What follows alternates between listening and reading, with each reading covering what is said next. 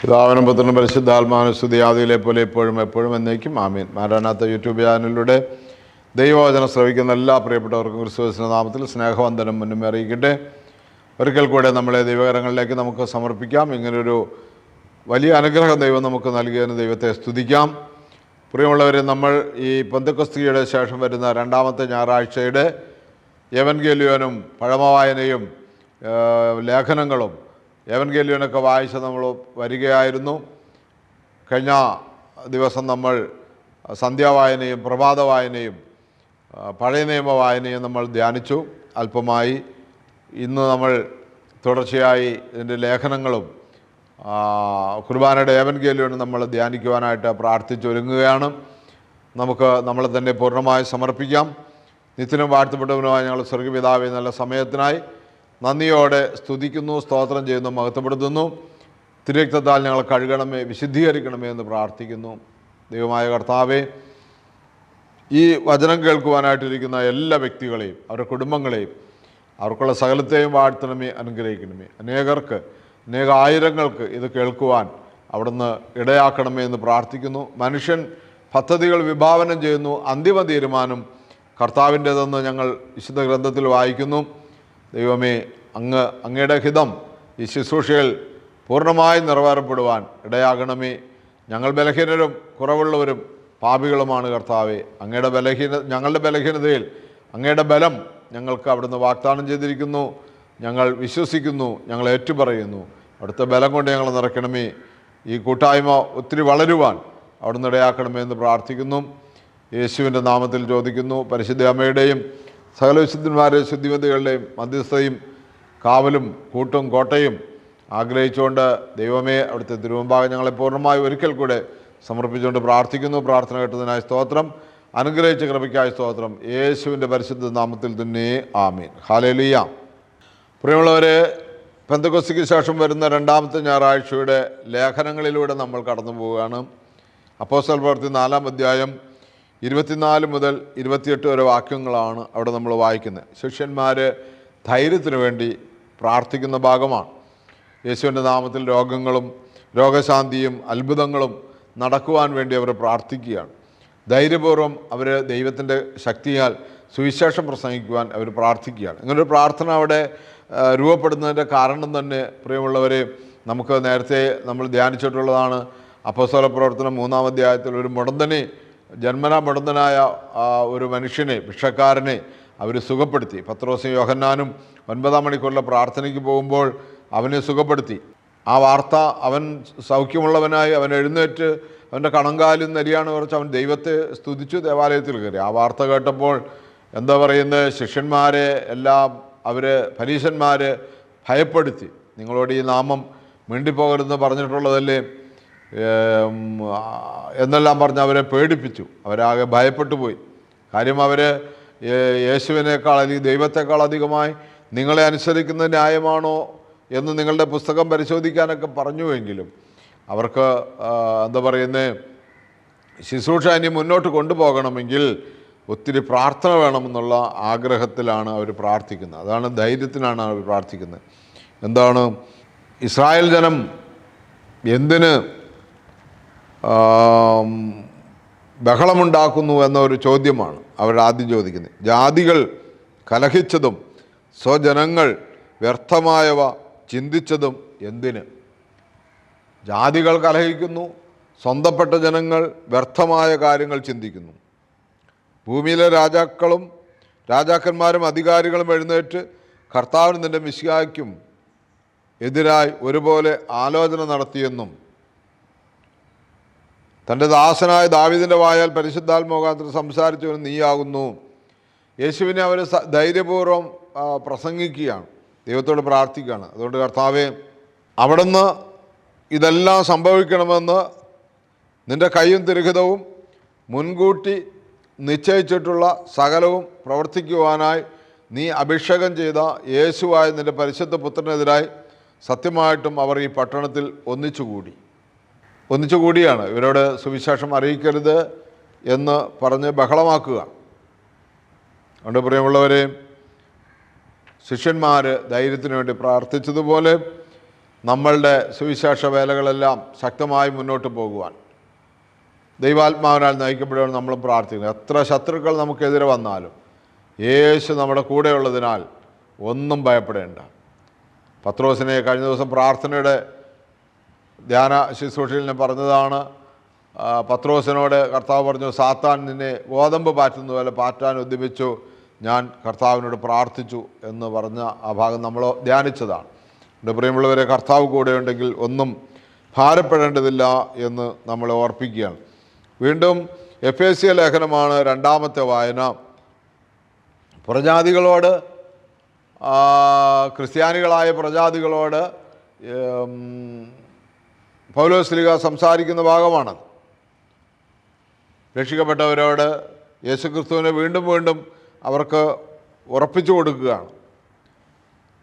മുമ്പ് ജഡീകരായ പ്രജാതികളായിരുന്നു. ചേലാകർമ്മം എന്ന് വിളിക്കപ്പെടുന്ന ശാരീരിക കർമ്മം കൈക്കൊണ്ടവരാകയാൽ നിങ്ങൾ ചേലയില്ലാത്തവർ എന്ന് വിളിക്കപ്പെട്ടിരുന്നു. ലോകത്തിൽ ആ കാലത്ത് നിങ്ങൾക്ക് മെശിഹ ഉണ്ടായിരുന്നില്ല. ഇസ്രായേലിൻ്റെ നടപടികളിൽ നിന്ന് അകന്നിരുന്നു. വാഗ്ദത്തത്തിൻ്റെ നിയമത്തിന് അപരിചിതന്മാരായിരുന്നു, ആശയില്ലാത്തവരായിരുന്നു, ദൈവമില്ലാത്തവരായിരുന്നു എന്നും ഓർത്തുകൊള്ളു. ഇവിടെ എങ്ങനെയാണ് പൗലോസ്ലീഹ പറയുന്നത്? നിങ്ങൾക്ക് ഈ വക യഹൂദന്മാർക്ക് അഭിമാനിക്കാവുന്ന ഒരു കാര്യവും നിങ്ങൾക്കുണ്ടായിരുന്നില്ല. എന്നാൽ യേശുക്രിസ്തുവിൻ്റെ കരുണയാൽ, യേശുക്രിസ്തുവിൻ്റെ കൃപയാൽ നിങ്ങൾക്കതെല്ലാം ലഭിച്ചു എന്ന് പറയുകയാണ് പൗലോസ്ലീഹ. എന്നിട്ട് അവൻ നമ്മുടെ സമാധാനമാണ്. അവൻ രണ്ടിനെയും ഒന്നാക്കി തീർക്കുകയും മധ്യത്തിലുണ്ടായിരുന്ന വേലി പൊളിക്കുകയും സ്വന്തം ശരീരത്താൽ ശത്രുതയെയും സ്വന്തം കൽപ്പനകളാൽ ന്യായപ്രമാണ കൽപ്പനകളെയും നീക്കിക്കളയുകയും ചെയ്തു. രണ്ടുപേരെയും അവനിൽ പുതിയ മനുഷ്യനായി സൃഷ്ടിപ്പാൻ വേണ്ടിയാണ് അവൻ സമാധാനമുണ്ടാക്കുകയും ഒരു ശരീരത്തിൽ രണ്ടു കൂട്ടരെയും ദൈവത്തോട് യോജിപ്പിക്കുകയും സ്വന്തം കുരിശിനാൽ ശത്രുതയെ നീക്കുകയും ചെയ്തു. അവൻ വന്ന് നിങ്ങൾക്ക് ദൂരസ്ഥർക്കും സമീപസ്ഥരായ ഞങ്ങൾക്കും സമാധാനം അറിയിച്ചു. അവൻ മൂലമാണ് നാം ഇരുകൂട്ടർക്കും ഏകാത്മാവിനാൽ പിതാവിൻ്റെ അടുക്കലേക്ക് സാമീപ്യമുണ്ടായി. അപ്പോൾ യേശുക്രിസ്തു മുഖാന്തരം സകല മനുഷ്യർക്കും ദൈവത്തിൻ്റെ അടുക്കലേക്ക് വരുവാനുള്ള യോഗ്യതയുണ്ടായി. അവൻ സമാധാനമാണ് നമ്മുടെ. അവൻ രണ്ടിനെയും വൈരാഗ്യത്തിലിടുന്ന, ജാതിയുടെ പേരിൽ ശത്രുതയിലിടുന്ന എല്ലാവരെയും യേശുക്രിസ്തുവിൽ ഒന്നാക്കി. ഇനി യേശുക്രിസ്തുവിലുള്ള എല്ലാവരും പുതിയ സൃഷ്ടികളാണ്. ജാതിയുടെ പേരിലോ അല്ലെങ്കിൽ മതത്തിൻ്റെ പേരിലോ അതിൻ്റെ പേരിൽ അതിർത്തിയുടെ പേരിലോ ഒന്നും തർക്കിക്കാൻ പാടില്ല. കഴിഞ്ഞ ദിവസം ഞാനിങ്ങനെ ഒരു മനുഷ്യൻ സംസാരിക്കുന്നത് കേൾക്കാനിടയായി. അദ്ദേഹത്തിൻ്റെ നാട്ടിൽ ചൂരൽമല, മുണ്ടക്കൈ, വയനാട്ടിലെ ഉരുൾപൊട്ടലുണ്ടായ ആ സ്ഥലത്ത് ഒരു അലമാരി ഒലിച്ചു വന്നു. ആ അലമാരിയിൽ കണ്ട കാര്യം, ആ അലമാരിയുടെ ഉടമസ്ഥനായിരുന്ന ആളുടെ ഭൂമി അതിർത്തി തർക്കത്തിൻ്റെ പേരിൽ കേസിലായിരുന്നു. ആ കേസിന് പോയ പേപ്പറുകളെല്ലാം ആ അലമാരിയിലുണ്ടായിരുന്നു. കേസ് നടത്തിക്കൊണ്ടിരിക്കുന്ന അതിൻ്റെ പേപ്പറുകളെല്ലാം അലമാരിയിലുണ്ടായിരുന്നു. എന്നാൽ ഭൂമി അവിടെയെങ്ങും ഇല്ല. ഭൂമി അവിടെയെങ്ങുമില്ല. ഒരു രാത്രിയിലെ 12 മണിക്കൂർ സമയം കൊണ്ട് ഫുള്ള് നശിച്ചു. അപ്പോൾ അദ്ദേഹം ഒരു കലാകാരനാണ്. അദ്ദേഹം പറയുകയാണ്, ഇത് മനുഷ്യർക്കൊരു പാഠമാണ്.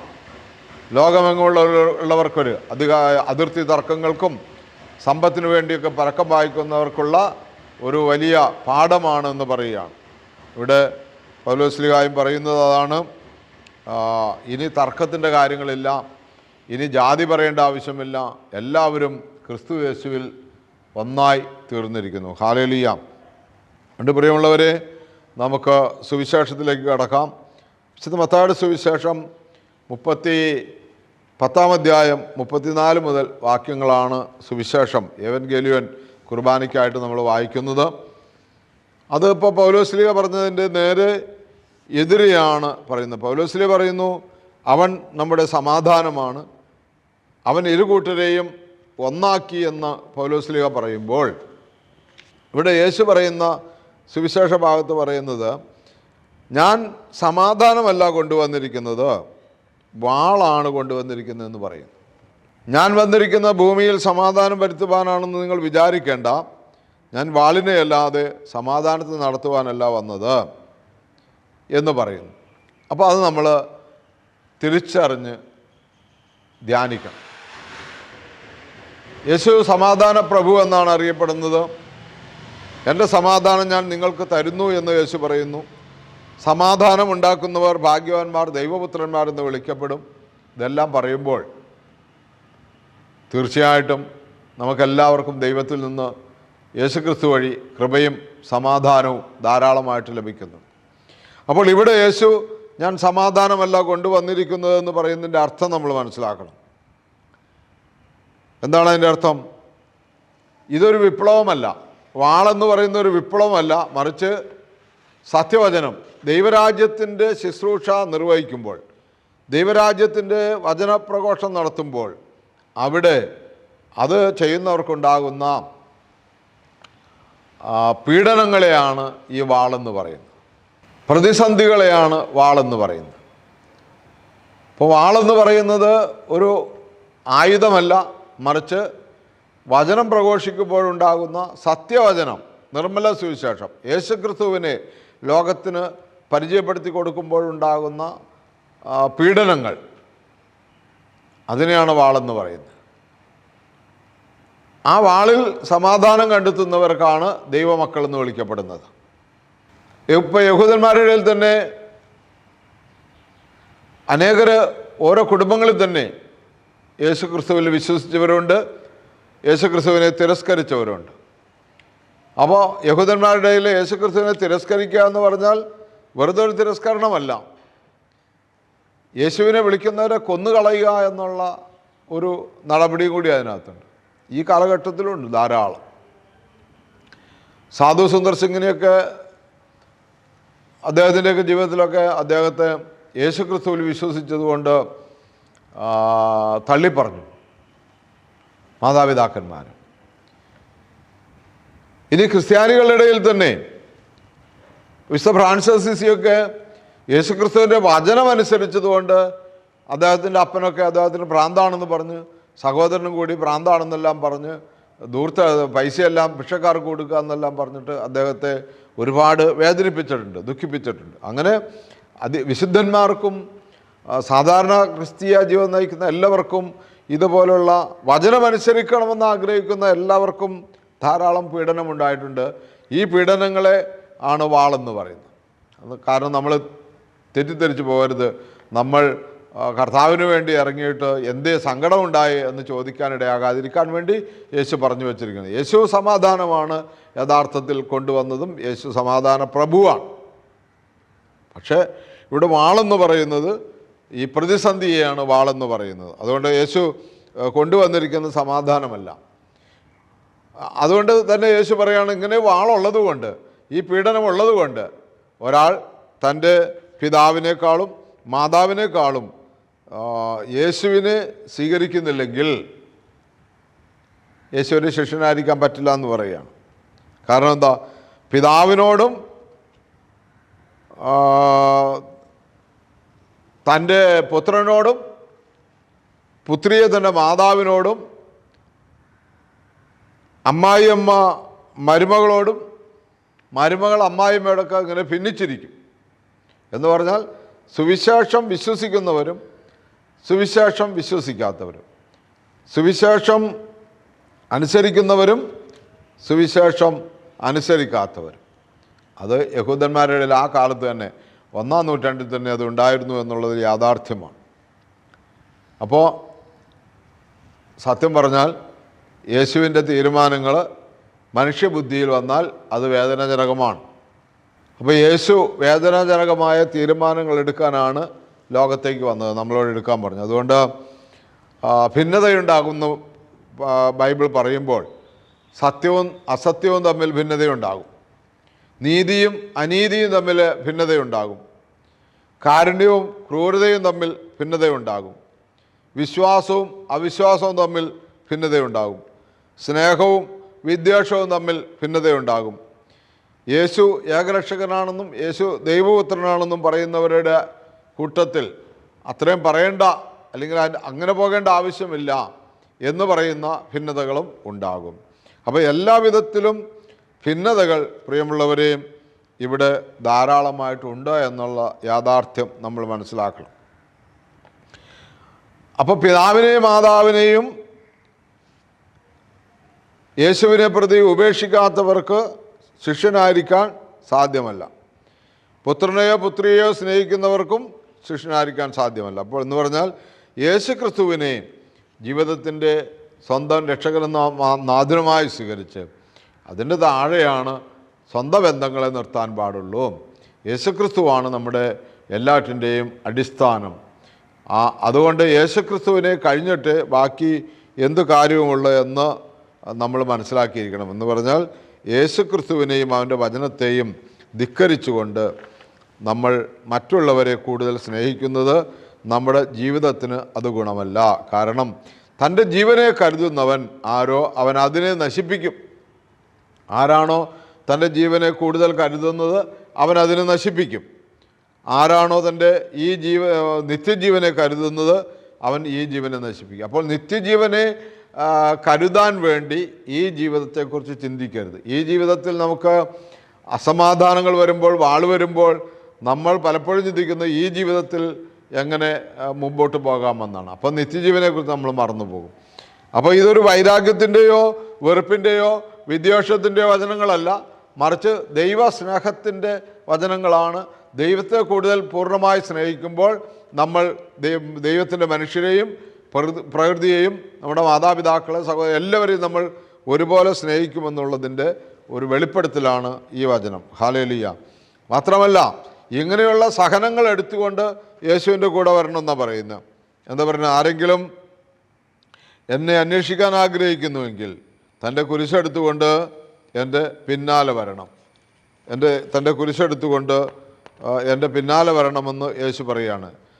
തൻ്റെ ജീവനെ കരുതുന്നവൻ ആരോ അവൻ അതിനെ നശിപ്പിക്കും, എന്നാൽ എനിക്ക് വേണ്ടി തൻ്റെ ജീവനെ നശിപ്പിക്കുന്നവൻ അതിനെ സമ്പാദിക്കുകയും. നിങ്ങളെ കൈക്കൊള്ളുന്നവൻ എന്നെ കൈക്കൊള്ളുന്നു, എന്നെ കൈക്കൊള്ളുന്നവൻ എന്നെ അയച്ചവനെയും കൈക്കൊള്ളുന്നു.